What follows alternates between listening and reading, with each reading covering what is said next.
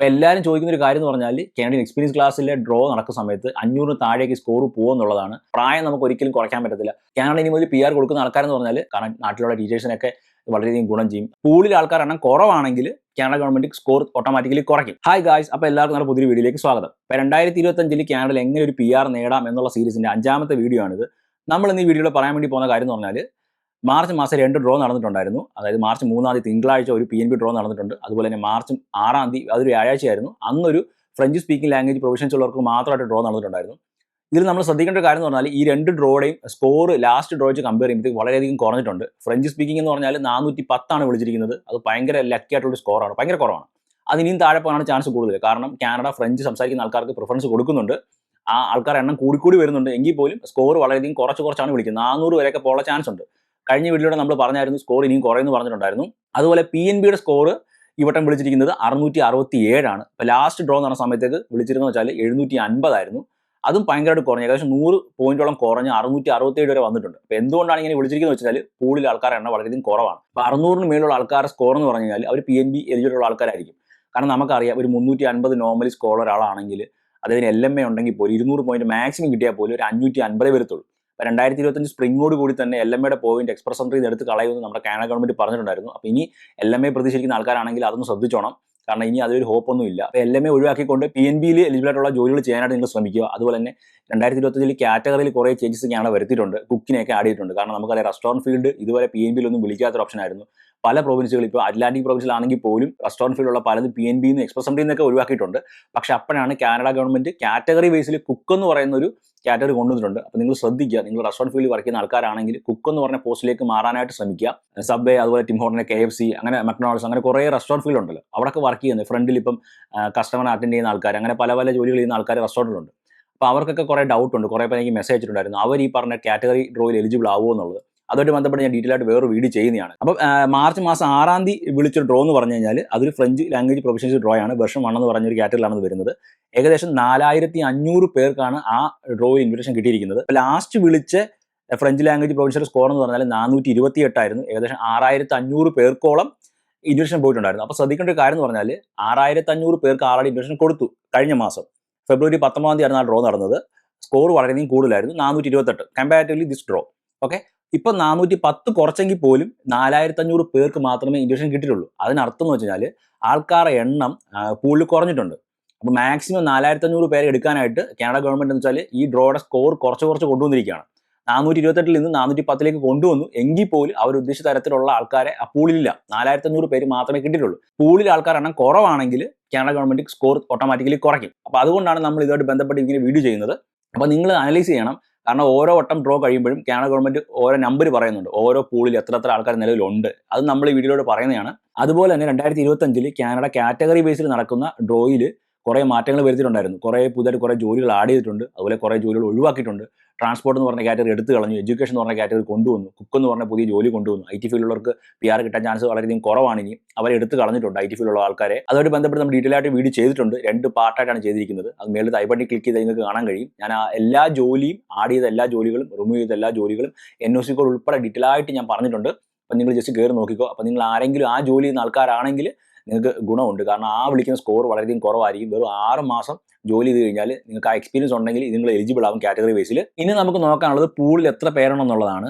March 3-ാം തീയതി update അനുസരിച്ചിട്ട് 601-നും 1200-നും ഇടയ്ക്ക് സ്കോറുള്ള ആൾക്കാർ എണ്ണം എന്ന് പറഞ്ഞാൽ 807 ആണ്. അപ്പോൾ അത് ലാസ്റ്റ് ഡ്രോ നടന്ന സമയത്തേക്ക് 768 ആയിരുന്നു. അത് ഗ്രാജുവലി കൂടി 807 ആയിട്ടുണ്ട്. എങ്കിൽ പോലും വലിയൊരു കൂടുതലൊന്നും അല്ലത്.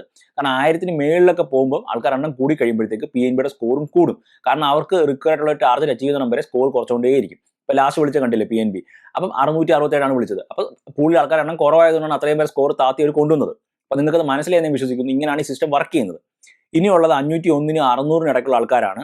അത് ഇപ്പോഴത്തെ അപ്ഡേറ്റ് അനുസരിച്ചിട്ട് 23,075 പേരാണ് പൂളിലുള്ളത്. അപ്പോൾ ലാസ്റ്റ് ഡ്രോ നടന്ന സമയത്തേക്ക് അത് 21,203 പേരായിരുന്നു. അപ്പോൾ നല്ല രീതിയിൽ ആൾക്കാരാണ് അതിൽ കൂടിയിട്ടുണ്ട്. ഏകദേശം 2000-ഓളം പേര് ആ പൂളിൽ കൂടിയിട്ടുണ്ട്. പിന്നുള്ളത് 451-നും 500-നും ഇടയ്ക്കുള്ള ആൾക്കാരാണ്. ഇത് മോസ്റ്റ്ലി കാനഡിയൻ എക്സ്പീരിയൻസ് ക്ലാസ്സിൽ എലിജിബിൾ ആൾക്കാരാണ്.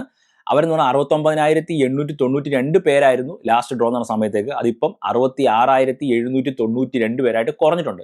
അപ്പോൾ നിങ്ങൾ ശ്രദ്ധിക്കുക, നല്ല രീതിയിൽ കുറഞ്ഞിട്ടുണ്ട്. ഏകദേശം 3000-ഓളം പേര് ഈ പുള്ളി കുറഞ്ഞിട്ടുണ്ട്. ഇതിനുള്ള കാരണം എന്ന് പറഞ്ഞു കഴിഞ്ഞാൽ ഇവരെല്ലാവരും ഫ്രഞ്ച് പഠിക്കുന്ന ആൾക്കാരായിരിക്കും. ഏകദേശം 4100 പേർക്കാണ് ഫ്രഞ്ചിൽ ഇൻവിറ്റേഷൻ പോയിരിക്കുന്നത്. അപ്പോൾ അവർ ഈ കാറ്റഗറി ഉൾപ്പെടുന്ന ആൾക്കാരാണെങ്കിൽ അവരുടെ എണ്ണം ഇങ്ങനെ കുറഞ്ഞു വരും.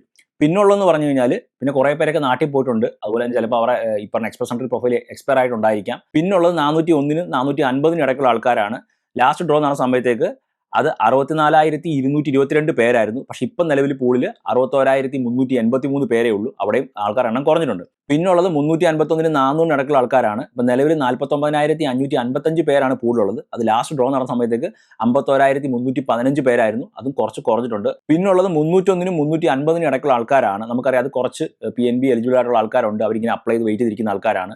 വലിയ എഡ്യൂക്കേഷനോ ബാക്ക്ഗ്രൗണ്ടോ കാര്യങ്ങളൊന്നും ഇല്ലാത്ത ആൾക്കാരാണ്. ചിലപ്പോൾ ഫാമിലിയായിട്ട് അപ്ലൈ ചെയ്യുന്ന ആൾക്കാർക്ക് ഒരു 301-നും 350-നും ഇടയ്ക്ക് സ്കോറൊക്കെ വരാൻ ചാൻസ് ഉള്ളൂ. കാരണം നമ്മൾ സ്പൗസിനെയും കൂടെ ആഡ് ചെയ്യുമ്പോഴത്തേക്ക് നമ്മുടെ സ്കോർ കുറയും. അവർ എണ്ണം എന്ന് പറഞ്ഞാൽ ഇപ്പോഴത്തെ നിലവിൽ 20,573 പേരാണ്. അവരും കുറഞ്ഞിട്ടുണ്ട്. അത് ലാസ്റ്റ് ഡ്രോ നടന്ന സമയത്തേക്ക് 21,518 പേരുണ്ടായിരുന്നു.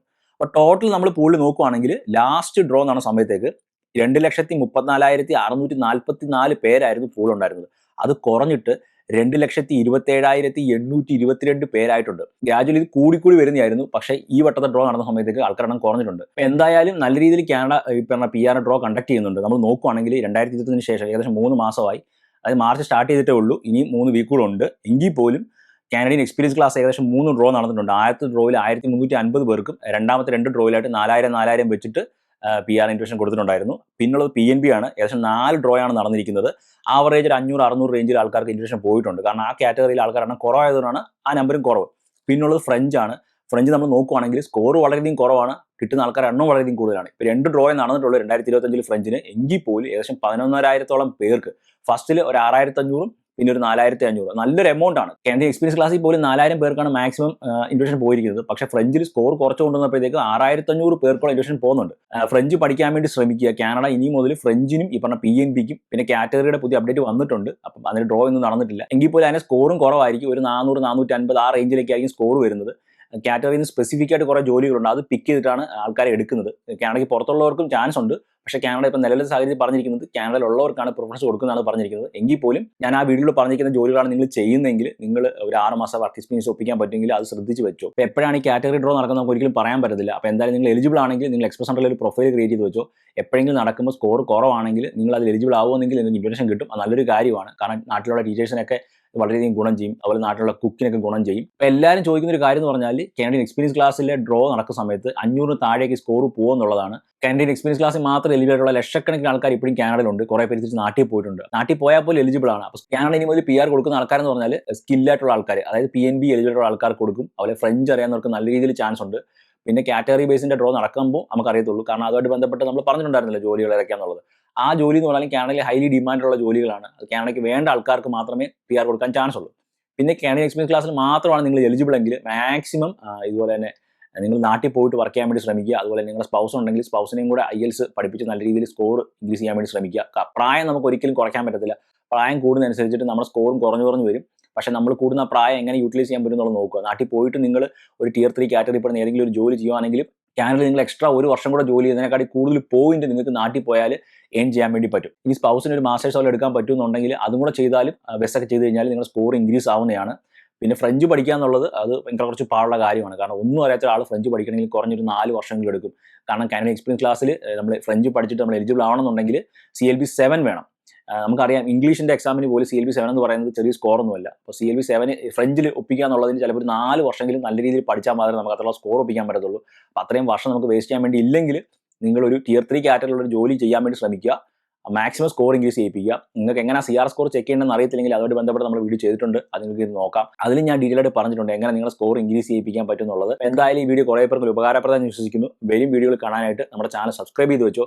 നിങ്ങൾക്ക് വീഡിയോ ഇഷ്ടപ്പെട്ട ലൈക്ക് ചെയ്യുക. എന്തെങ്കിലും ഡൗട്ട് ഉണ്ടെങ്കിൽ കമന്റ് ചെയ്യുക. വീണ്ടും മറ്റൊരു കാണുന്നത് സ്റ്റേ ട്യൂൺ. ബൈ.